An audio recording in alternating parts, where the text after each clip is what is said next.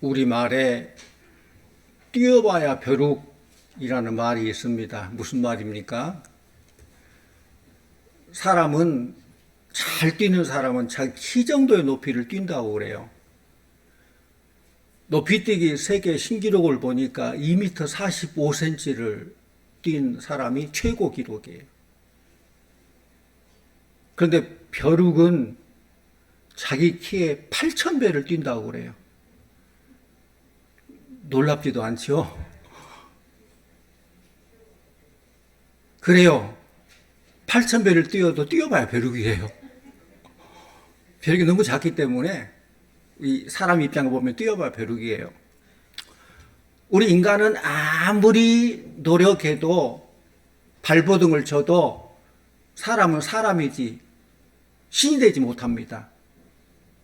지금 로마서를 읽으면서 우리가 깨닫게 된 것은 인간은 아무리 노력해도 죄와 사망의 권세에서 해방될 수 없다는 사실이에요.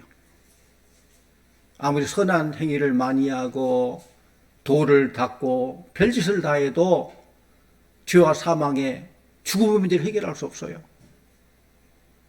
인간의 본성 자체로는 하나님을 기쁘시게 하는 일을 할 수 없다는 사실입니다. 사실 하루에도 몇 번씩 하나님 말씀대로 살겠다고 다짐하고 또 결심하지만은 번번이 실패의 순잔을 마실 수밖에 없는 그것이 바로 우리 인생인 것 같아요. 그러므로 우리는 우리의 연약함을 인정해야 돼요. 나의 의지와 노력으로는 죄의 문제를 해결할 수 없다는 것을 깨닫고 겸손히 십자가 앞에 엎드려져야 된다는 사실입니다. 오늘 말씀 1절 말씀 우리 함께 다시 보도록 합니다. 1절. 그러므로 이제 그리스도 예수 안에 있는 자에게는 결코 정죄함이 없나니. 여기 1절 보면은 그러므로라고 이 접속사로 시작되는데 이 그러므로라는 접속사는 앞에 어떤 것을 설명해 놓고 연결시켜서 얘기하면서 뭔가 결론을 짓는 그러므로 접속사예요. 근데 앞에 마지막 절을 보니까 육신으로는 죄의 법을 섬기노라. 그러므로 이제 그리스도 예수 안에 있는 자에게는 결코 정죄함이 없다. 그 무슨 말입니까? 사람으로는 할 수 없지만은 그리스도 예수 안에서는 할 수 있다라는 그런 말씀이에요. 우리는 변화되지 않는 자신의 모습을 탄식하기도 하지만은 예수 그리스도 안에서 결코 정죄함이 없다는 이 진리 앞에서 다시 한번 용기를 얻게 되고 새 힘을 얻게 됩니다. 또 8장 맨 마지막 절이 39절인데 그 마지막 절에서는 그리스도 예수 안에 있는 하나님의 사랑에서 끊을 수 없으리라 라고 마무리하고 있어요. 하나님 우리를 붙잡고 있는데 뭐가 그 사랑의 끈함을 끊을 수 있겠느냐. 주 안에 있는 자, 하나님께 붙어 있는 자는 결코 정죄함이 없다. 바울은 예수 그리스도 안에서 결코 정죄함이 없는 이유를 이렇게 설명합니다. 2절 말씀 같이 봅니다. 2절. 이는 그리스도 예수 안에 있는 생명의 성령의 법이 죄와 사망의 법에서 너를 해방하였음이라. 아멘. 성령의 법이, 그것도 성령의 법도 앞에 수식하죠. 생명이란 말이 수식합니다. 생명의 성령의 법이 죄와 사망의 법에서 해방하였습니다. 그래서 우리 예수님께서 말씀하십니다. 내가 곧 길이요 진리요 생명이다. 예수님의 생명이셔요. 그렇기 때문에 예수 안에 생명이기 때문에 예수를 믿으면은 예수의 생명이 우리 안에 있다는 것이죠. 예수의 생명은 죄를 이기는 생명이요 부활의 생명인 줄로 믿습니다. 예수의 생명이 내 안에 있는 거예요. 예수님 말씀하십니다. 나는 부활이요 생명이니 나를 믿는 자는 죽어도 살겠고 무릇 살아서 나를 믿는 자는 영원히 죽지 아니하리니 이것을 네가 믿느냐? 믿습니까? 예수님을 구주로 믿고 따르는 자는 그 어떠한 죄악과 사망도 삼킬 수 없다는 거예요. 왜냐하면 예수님이 십자가를 통해서 죄와 사망의 권세를 이기셨기 때문에 다 이루었다. 우리의 죄의 문제, 죽음의 문제 모든 것 다 해결해 주셨기 때문에 예수님이 나의 죄를 위해서 십자가를 지셨다는 것 그리고 부활하신 사실을 믿게 하신 분이 계시는데 그분이 누구셔요? 그래요. 성령님. 성령님이 믿게 해주시는 거예요.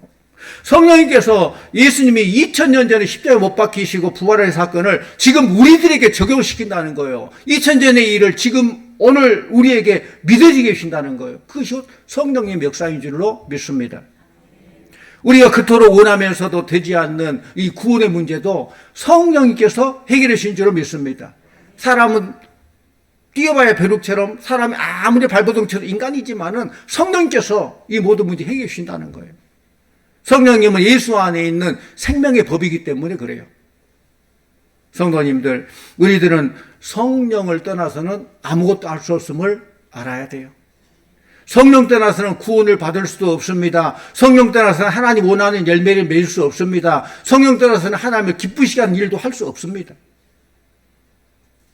요한복음 15장 말씀 보면은 사도 요한에게 예수님께서 예수님과의 신비한 연합에 대해서 설명하고 있는데, 나는 포도나무요 너희는 가지니 그가 내 안에 내가 그 안에 있으면 이 사람은 과실을 많이 맺나니 나를 떠나서는 너희가 아무것도 할 수 없음이라 라고 했어요. 그렇습니다. 벼룩이 뛰어봐야 벼룩이지만, 그런데 그 벼룩이 잘 붙어 있으면은 서울도 갈 수 있고 미국도 갈 수 있고 우주도 갈 수 있어요. 딱 사람만 붙어만 있으면. 스가랴 4장 6절 말씀 보면은 이는 힘으로 되지 아니하며 능력으로 되지 아니하며 오직 나의 영으로 되느니라 라고 했어요.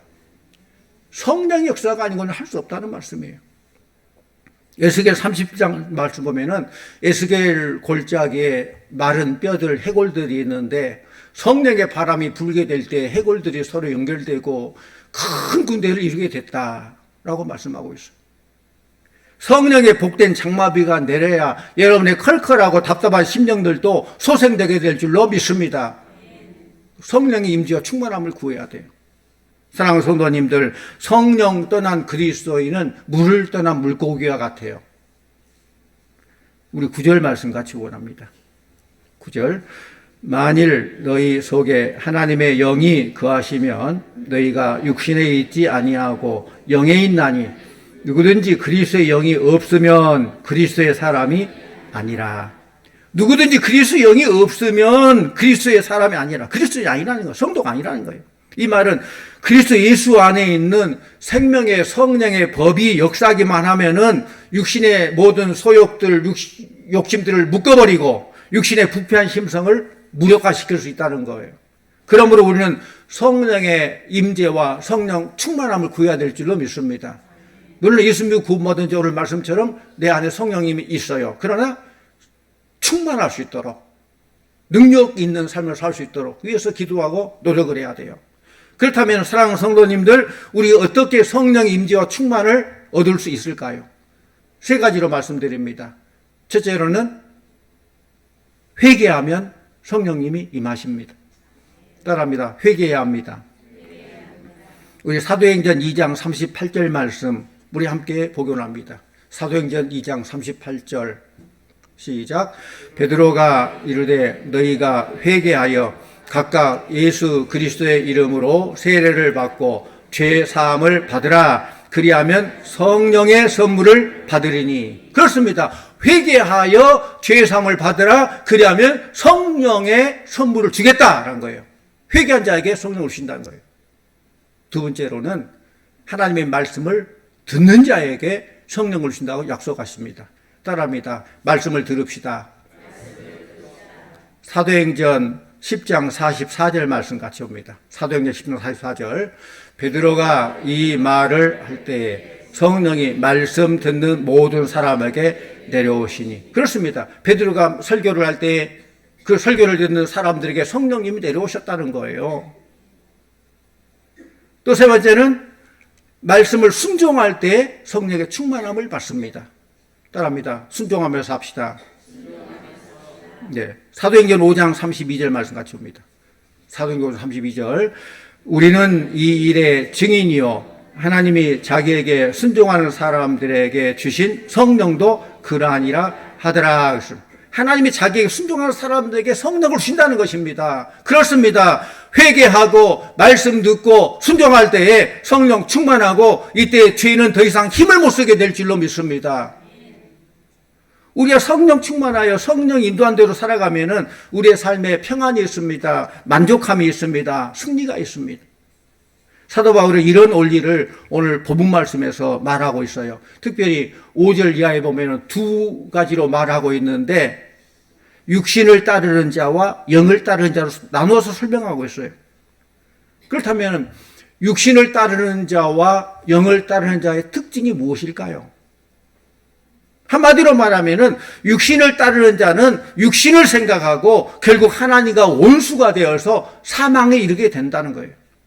반대로 성령을 따르는 자는 하나님을 기쁘시게 하며 생명과 평안을 소유할 수 있다는 것입니다. 사랑하는 우리 성도님들은 성령을 따라 사시고 성령님과 동행하는 삶을 사시기를 바랍니다. 성령님과 동행하는 삶은 즐거운 삶이에요. 성령과 함께 일할 때 성령의 큰 능력이 나타나게 될 줄로 믿습니다. 우리가 힘이 있어야 살잖아요. 영적으로 힘이 있어 사는데 영적인 힘이고 성령의 힘이에요. 그 능력 받아서 늘 승리하며 살기를 축원합니다. 우리 5절 6절 같이 봅니다. 말씀 5절과 6절. 육신을 따르는 자는 육신의 일을, 영을 따르는 자는 영의 일을 생각하나니 육신의 생각은 사망이요 영의 생각은 생명과 평안이니라. 아멘. 여기서 생각한다는 말이 무엇일까요? 육신을 따르는 자는 육신의 일을 생각하는데 이 생각이 어쩌다 한번 생각하는 그 정도가 아니라 자나깨나 자신을 지배하고 주도하는 그런 생각을 말해요. 여기 생각은. 그러니까 육신을 따르는 자는 자나깨나 언제든지 그 생각이 육신의 세상밖에 없다는, 세상만 생각한다는 거예요. 성령을 따르는 자는 자나깨나 그 생각이 하나님께 가 있습니다. 예수 안에서 거듭난 생명을 우리가 하나님 나라 시민이 됐다 그러잖아요. 우리 이 땅에 발을도 있고 대한민국 국적 가지고 있지만은 우리의 영의 국적은 하나님 나라예요. 하나님 나라 시민이에요. 그렇다면은 하나님 나라 시민은 하나님 나라 시민답게 살아야 돼요. 그렇잖아요.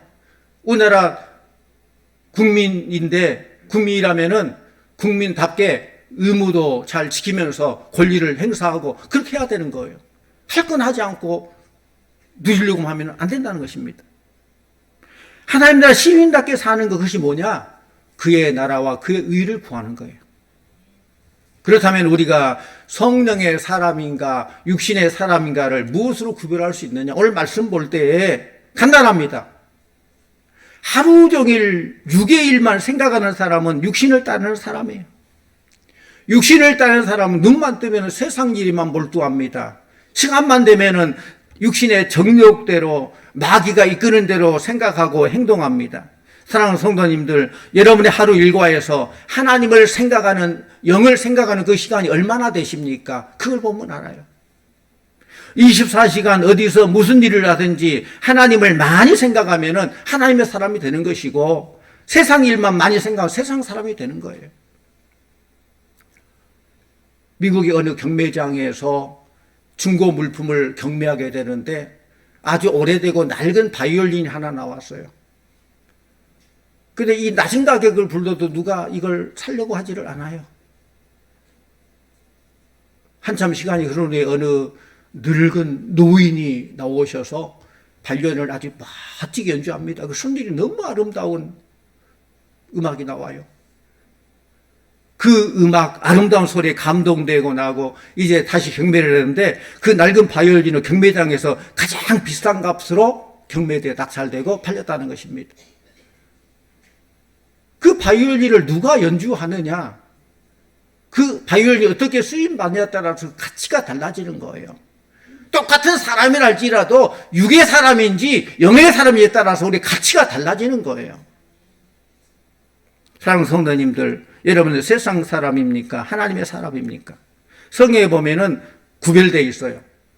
육신을 따르는 자의 모습 나옵니다.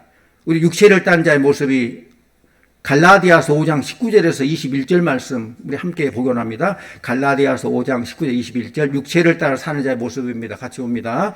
육체의 일은 분명하니 곧 음행과 더러운 것과 호색과 우상 숭배와 주술과 원수 맺는 것과 분쟁과 시기와 분냄과 당 짓는 것과 분열함과 이단과 투기와 술 취함과 방탕함과 또 그와 같은 것들이라. 전에 너희에게 경계한 것 같이 경계하노니 이런 일을 하는 자들은 하나님의 나라를 유업으로 받지 못할 것이요. 그렇습니다. 여기 나오는 이런 것들, 육신을 따르는 자는 성적으로 타락하고 도덕적으로 부도덕하고 신앙적으로 탈선합니다. 그러므로 잔악기나 이런 육신의 욕망을 따르는 자는 기쁨이 없어요. 육신의 생각은 결국 하나님과 원수가 되어서 사망에 이르게 한다고 그랬습니다. 그래서 성령을 따르는 자는 어떻습니까? 성령을 따라 또 쫓아가다 보니까 성령의 아름다운 열매를 맺게 되는 거예요. 갈라디아서 5장 22절에서 24절 말씀 우리 함께 봅니다.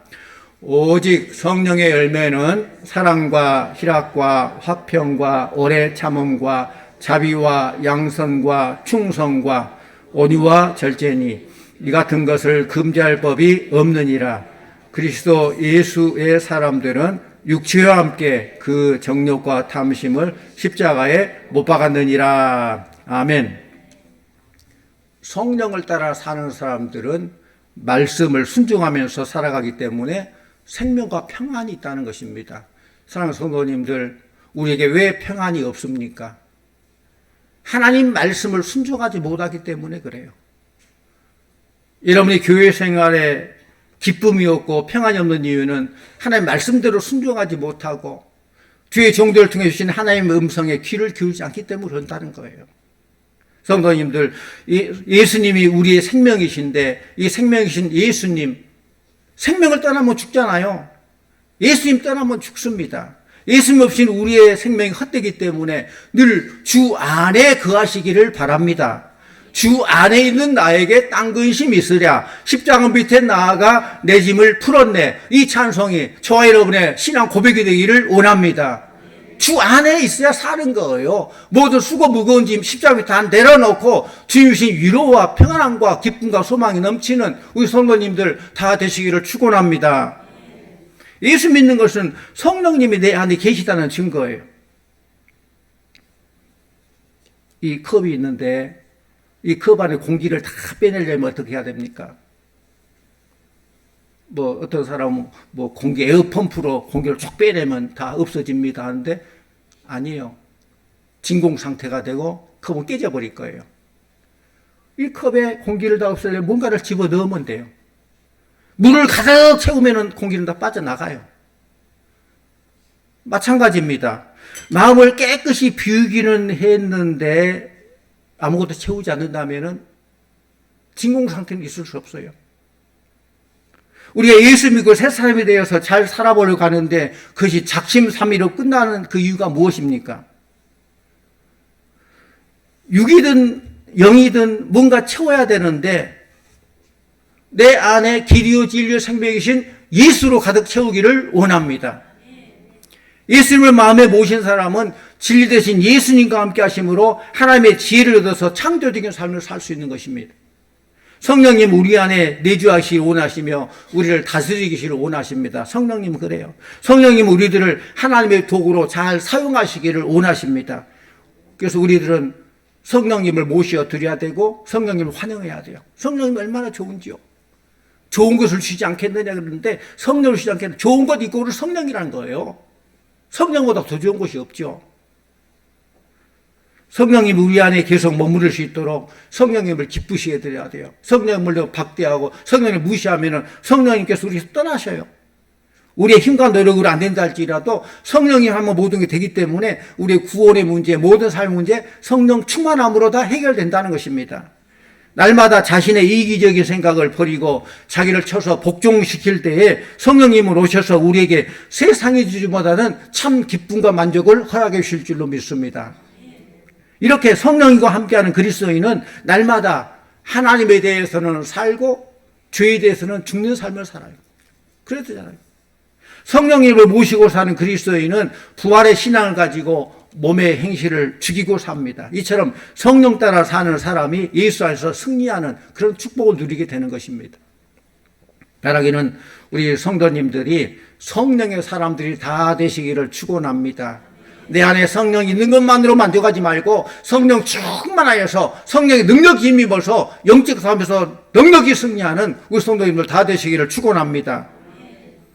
눈만 뜨면 무엇을 먹을까, 무엇을 마실까, 무엇을 입을까 하는 그런 육신의 사람이 되어서는 안 됩니다. 그렇게 살아서는 절대로 평안이 없고 만족이 없습니다.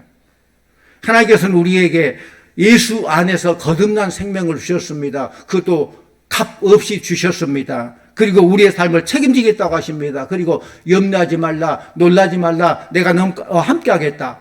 독생자까지도 내어주신 하나님께서 어찌 모든 것을 은사로 주시지 않겠느냐? 가장 사랑하는 아들을 주셨는데 왜 다른 거 필요한 거 주시지 않겠느냐는 것이죠. 믿으시기를 바랍니다.